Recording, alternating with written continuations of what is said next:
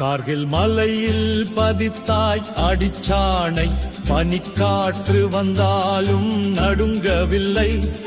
தீயணை போல் பாய்ந்தன பந்துகள், ஆனாலும் ஜெய்ஹிந்த் என்று உச்சரித்தாய்.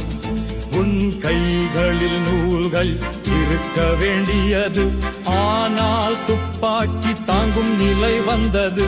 உன் கனவுகளில் மனைவி பிள்ளைகள், ஆனால் நாடே உன் குடும்பமாயானது.